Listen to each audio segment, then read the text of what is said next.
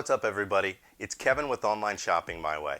Today I'm going to be doing a quick review of the Reolink Argus PT Panoramic Security Camera. Now, the one that I chose also came with the solar panel. This way I can harvest endless energy and I won't have to run wires for electricity. I'd advise you do the same.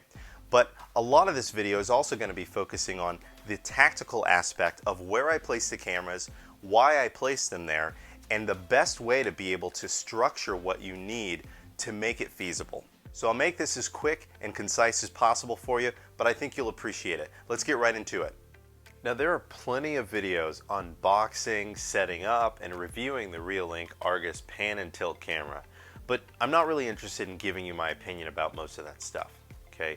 So in my intro, I mentioned that I really wanted to kind of review the tactical aspect of placement for the cameras to get the most out of the angles and full capabilities of the panoramic and tilting features. So to do this, I've placed each camera at the very corners of each end of the front of my house.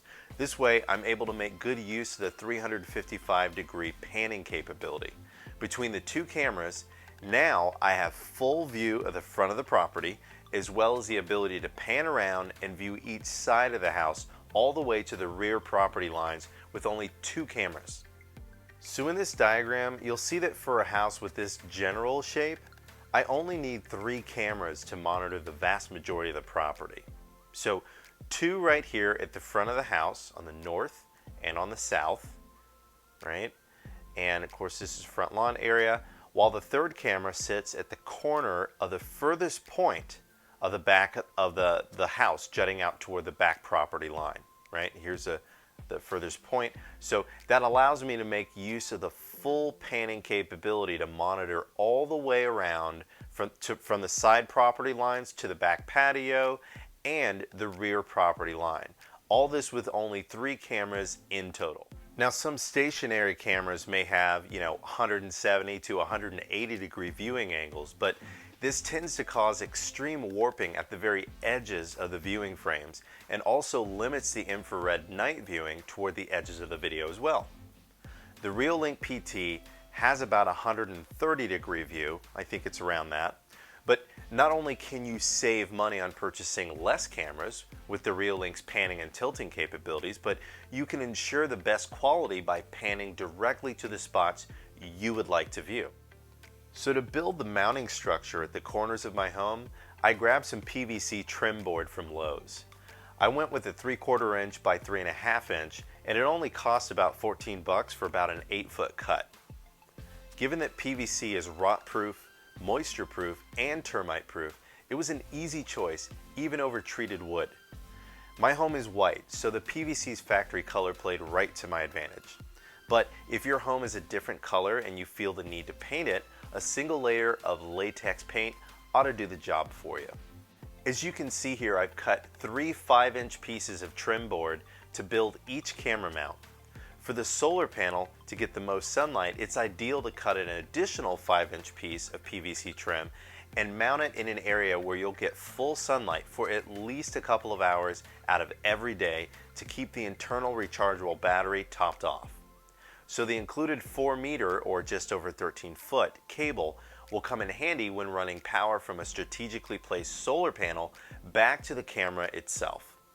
Any remaining cord can easily be tied off and tucked away on the camera mount itself or into the soffit covering to ensure a cleaner look. To give you an idea of what the field of view, clarity, and depth of color and contrast look like, here are screenshots from the 2 cameras mounted on the far corners of the front of the home facing the street during the day. The colors are crisp and vivid, and nothing seems to be washed out in any portion of the frame. The infrared light also delivers very crisp and detailed views of the front yard at night.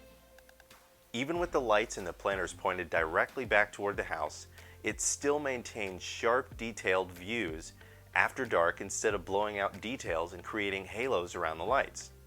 I'm very pleased with this camera's clarity and functionality.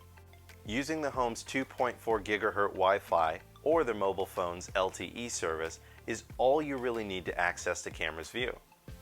You can also opt for cloud storage or use the micro SD card to store video clips, which are recorded in 30-second increments and initiated by the camera's motion sensors day and night. This ensures that the camera is not constantly working. It is only operating when there's motion within about 10 meters or 32 feet. This way, your camera is not working every time a car makes its way down your street. This way, it pretty much limits the motion detection to activity on your property or within 30 feet of your home.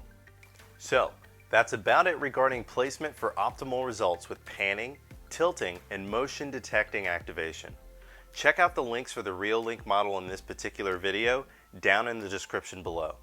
I hope this has been helpful to ensure that you get the most of your Reolink Argus PT camera. If it has, please give this a thumbs up and subscribe to the channel to ensure that this video is able to reach more viewers just like you. I've been Kevin with Online Shopping My Way. Thanks so much for watching, and I'll see you in the next video.